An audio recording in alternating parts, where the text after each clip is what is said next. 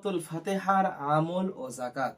সূরা ফাতিহার আমল এবং যাকাত কিভাবে আদায় করবেন এবং এই সূরা ফাতিহা দিয়ে আপনি কি কি কাজ করবেন, আজ এই আমলগুলো সব আপনাদেরকে ফাঁস করে দেব। গোপন আমল, যেটা গোপন থেকে নিয়ে আমরা আপনাদের কাছে এসেছি ভালোবাসার কারণে। ভিডিও শুরু করার আগে বলবো, যারা আমাদের চ্যানেলের নতুন সদস্য রয়েছেন তারা আমাদের চ্যানেল সাবস্ক্রাইব করে সাথে থাকুন এবং আমাদের এই চ্যানেলটিকে বেশি বেশি লাইক কমেন্ট শেয়ার করে আপনারা আগিয়ে দেবেন ইনশাআল্লাহ। সম্মানিত হাজিরিন, এই যে সূরা ফাতিহার আমলটি শুরু করবেন কিভাবে? আপনি সূরা ফাতিহার আমলটি শুরু করবেন যে কোনো বৃহস্পতিবার অথবা সোমবার। কখন শুরু করবেন? ফজরের পর শুরু করবেন। বৃহস্পতিবার এবং সোমবার ফজরের নামাজকে আদায় করবেন, বা ফজরের যে সুন্নাহ যে নামাজ হয়, সুন্নাতকে পড়ে নিয়ে ওই যে সুন্নাত এবং ফরজ পড়ার আগ মুহূর্তে আপনি কিছুটা গ্যাপ রাখবেন। গ্যাপ রেখে ওই সময়টায় আপনি 11 বার ইস্তিগফার, 11 বার দরুদ ইব্রাহিম পড়ার পর সূরাতুল ফাতিহা বিসমিল্লাহ সহ 41 বার পড়বেন। কেমন পড়বেন? বিসমিল্লাহির রহমানির রহিম আলহামদুলিল্লাহি রাব্বিল আলামিন। এইভাবে আপনি 41 বার পড়বেন, মাত্র 41 বার পড়বেন।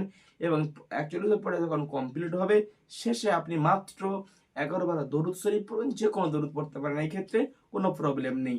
এই আমলটি আপনি লাগাতার 41 দিন পূরণ করুন। করার পর আমি আপনাকে গ্যারান্টি চ্যালেঞ্জ দিয়ে বলতে পারি, এই সূরা ফাতিহার আমিল হয়ে যাবার পর আপনি যা করবেন তাতে ফায়দা পাবেন। যা করবেন সূরা ফাতিহাকে লাগান, নিমেষের মধ্যে ইনশাআল্লাহ ফায়দা আসবে। আপনার বাচ্চা খুব কান্নাকাটি করছে, মাথার মধ্যে হাত দিয়ে বাচ্চা শরীরে একটা দম করে দিন। আপনি বহু রকম অসুস্থতার মধ্যে ভুগছেন, যে সমস্যাগুলো কোনো ওষুধে ভালো হয় না, কোনো ডাক্তারিতে ভালো হয় না, কোনো প্রেসক্রিপশন দেখা যায় না, কোনো রিপোর্ট ধরা পড়ে না, সেই আমলের ক্ষেত্রে আপনি ওই ফজরের নামাজকে আদায় করে 41 সূরা ফাতিহা পড়ে পানির মধ্যে দম দিয়ে ওই পানিটা খান, অথবা আপনি কাউকে করে দিন। ইনশাআল্লাহ আপনার প্রত্যেকটা কাজের মধ্যে সফলতা আসবে। এছাড়াও আমার নবী সাল্লাল্লাহু আলাইহি ওয়াসাল্লাম বলেন, এই যে সূরাতুল ফাতিহা উম্মুল কুরআন, কুরআন শরীফের মা, কুরআন শরীফের মাতা, সমস্ত সূরার মূল সূরা হলো সূরাতুল ফাতিহা।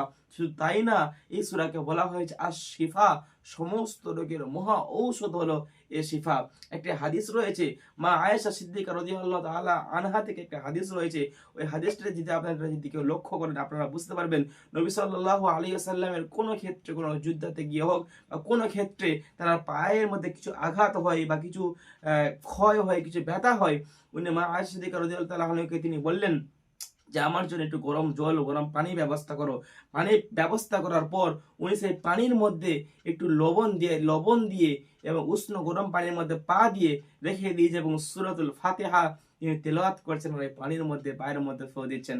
সুবহানাল্লাহ। তারপর মা আয়েশা সিদ্দিকা রাদিয়াল্লাহু তাআলা আনহা তিনি যখন জিজ্ঞাসা করলেন যে হে নবী, তুমি এটা কেন করছো, তখন নবী সাল্লাল্লাহু আলাইহি সাল্লাম বলেন, এই যে নুন পানি আমার ব্যথা থেকে অনেকটা অনেকটা ভালো করবে, অনেকটা অস্বস্তিতে অনেক সুস্থতা ভাব আমাকে এনে দেবে।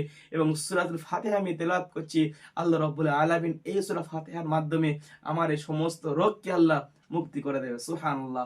এই যে নবী সাল্লাল্লাহু সাল্লামে এই কাজগুলো করেছেন, আপনিও করেন, আপনিও ফায়দা পাবেন, কারো চক্রান্তের মধ্যে আপনি পড়বেন না ইনশাআল্লাহ।